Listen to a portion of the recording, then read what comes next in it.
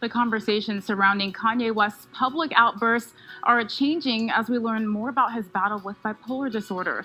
I had the chance to speak with a therapist and learned how we can better understand mental illness, especially during a time where so many of us are under unimaginable pressure.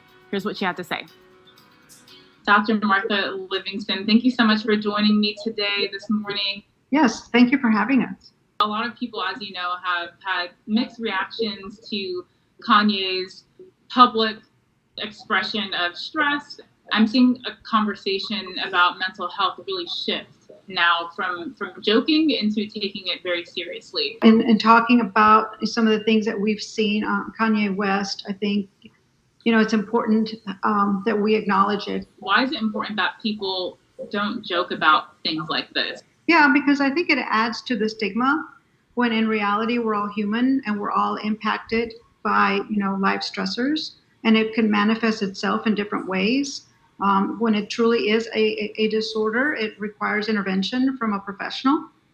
So, if we're talking about bipolar disorder and really understanding it, I think we use it colloquially as just kind of to describe somebody who has a mood disorder.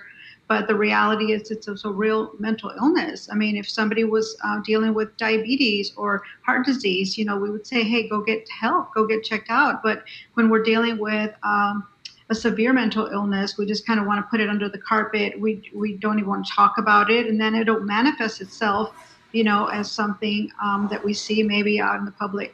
How can we look out for things so that we're more understanding of people around us and what their needs are? Sure. I think that we all experience anxiety and low moods and things like that throughout our lives, right, at different times. I think when it starts affecting our functionality, and what I mean by that is, is it affecting your job? Do you have a hard time getting up in the morning and just being, present in the things that you need to be doing? Or are you projecting it or taking out on your family and friends where they've kind of noticed a change or shift in your mood? And so when it begins to affect major areas in your life, then you know that there's something there that needs to be addressed. During this time, too, people who haven't experienced depression or anxiety before, they could be experiencing that because of coronavirus, because of loss of job, loss of a loved one. There's so much going on right now in so many different areas of life that are being impacted. But how can people really be more in tune with themselves and kind of say, hey, maybe I have something that I need to address, or maybe it is good for me to talk to someone? They just need to be self-aware about how it is that they're feeling, and understanding that we are not wired to be under this much stress for long periods of time. Talk about it. Don't feel that these feelings are not normal. We need to normalize them. Keep your routines consistent. I think knowing that we got to get up at the same time, go to bed at the same time. We're not wired to be lone wolves, to be alone all the time. And so reaching out to people that are our support system, even if it's virtually, knowing there's someone there that's kind of going through the same thing, and we're going through this together, and we're going to come out of the other side, even stronger.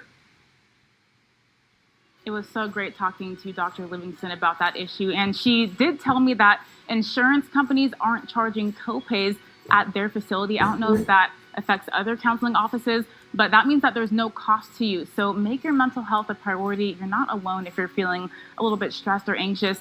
We're not built to be under this kind of pressure right now. So please take care of yourself. Sending you so much love from our studio this morning.